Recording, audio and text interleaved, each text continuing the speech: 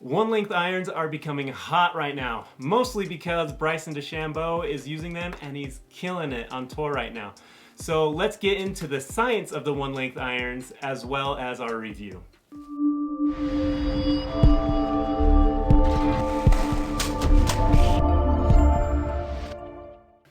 Hey everybody, I'm Brady and this is Tyson with Golf Ascending, and if you haven't yet, make sure to subscribe to our channel and click that little notification bell because we do create weekly golf content, and today we are talking about the one length irons. What is all the fuss all about? Bryson DeChambeau's using them. Do they really give you the consistency that you want with them all being the same length? And do you sacrifice anything when using one length clubs compared to your traditional clubs? Let's get into it. All right, so as like a future club builder, one length irons are something very intriguing to me. The fact that you can still get the distances that you want, maintain swing speed while still having that 7-iron length is just something that I couldn't quite comprehend.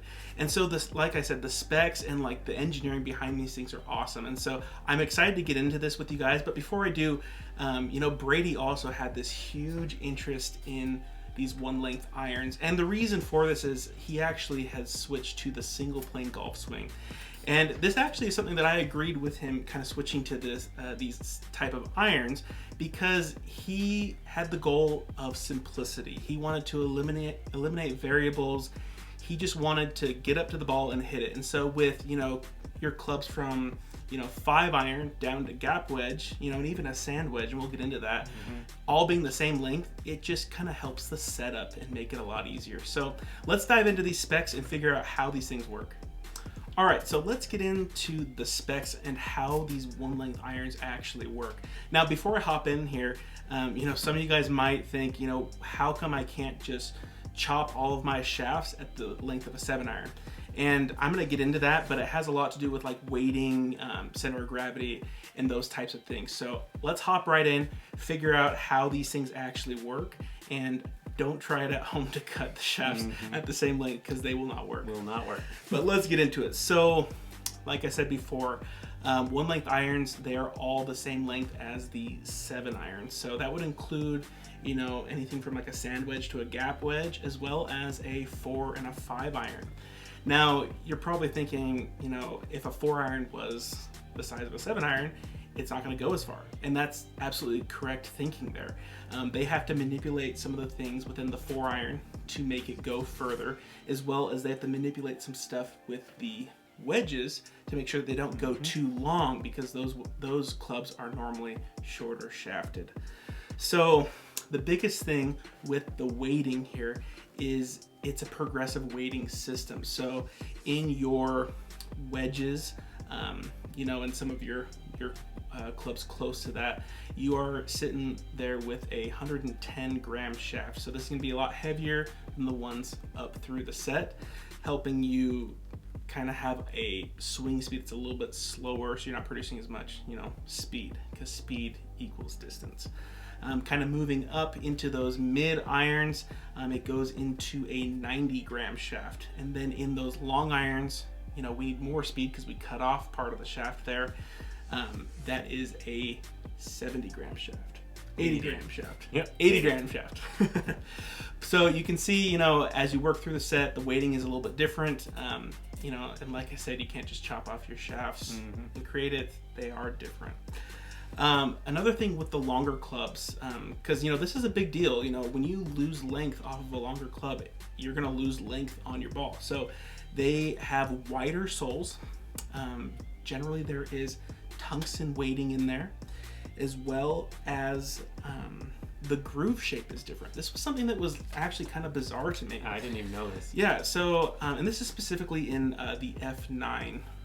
One length clubs for Cobra. Yeah, and the reason why we did this is that Brady actually plays these clubs, and so he actually has some experience with them. But in the 7-iron to the 4-iron, they have this thing called a V groove, and so what it does is it promotes a lower spinning ball flight that helps the ball go further. So you can see all these little things that are helping these long irons go further because we took out length, right?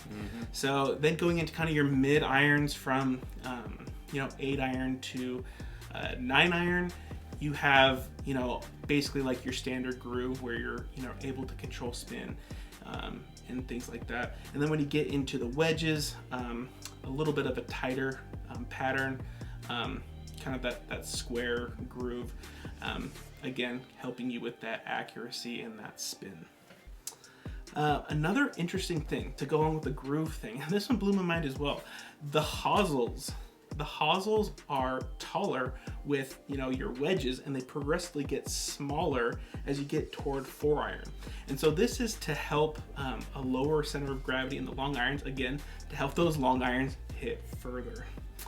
And then the last thing that is in the science of these one length irons is the lie angle change. So this is to basically manipulate the ball flight a little bit so that your 4-iron isn't going as high as your 7-iron.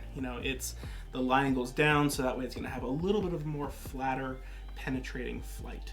So those are some of the science behind one length irons.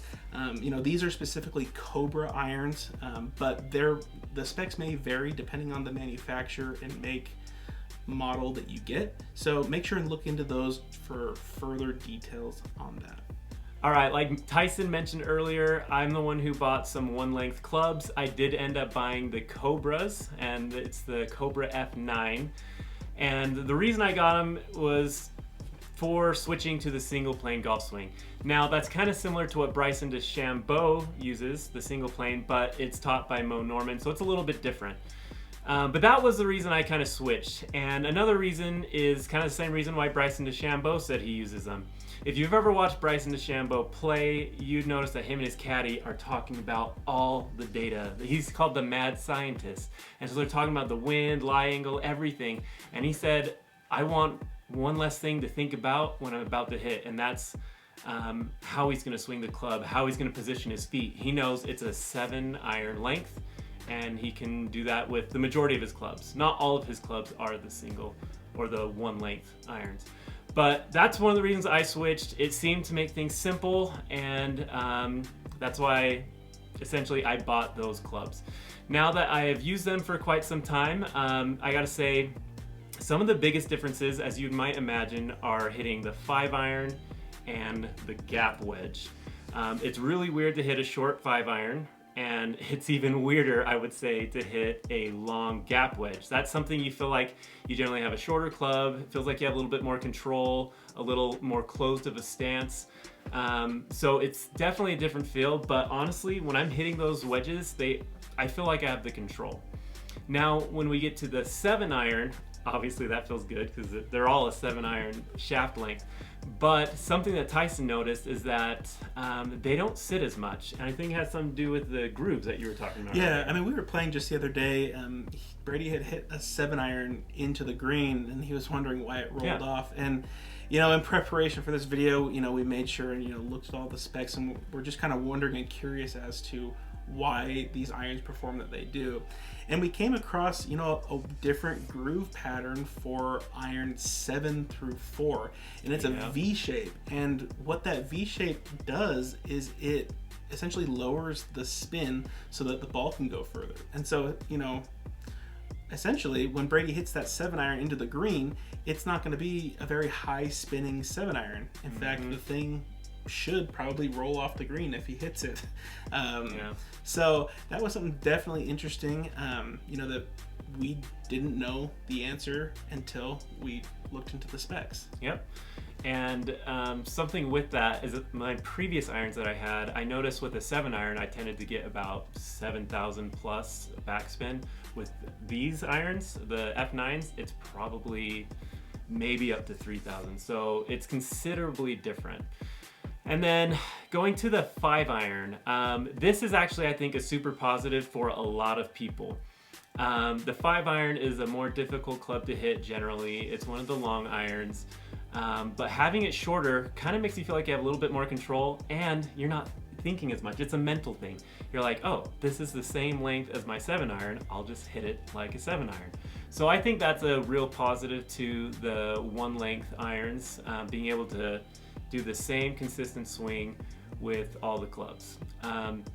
Again, with the F9s, they are kind of your traditional cavity back irons. They're pretty forgiving, but you do miss out on, you know, some abilities to shape shots when you have clubs like those. But overall, I would say I've really enjoyed these clubs. I feel like they do simplify things, especially with my journey here on the single plane golf swing. We actually have a video where I'm gonna vlog my whole experience of doing the whole switch. You do not need one length irons to do it, but I felt like it helped with that consistency. Obviously, you don't need to do this single plane golf swing to use these irons either, like Bryson or me. But yeah, it's kind of our review of the one lengths, but also the Cobra F9s in particular. Yeah, so I mean, again, like Brady said, that is our review. If you guys enjoyed the video, make sure to hit that thumbs up button, subscribe, hit the notification bell. We upload golf content every week, and we'll see you next time.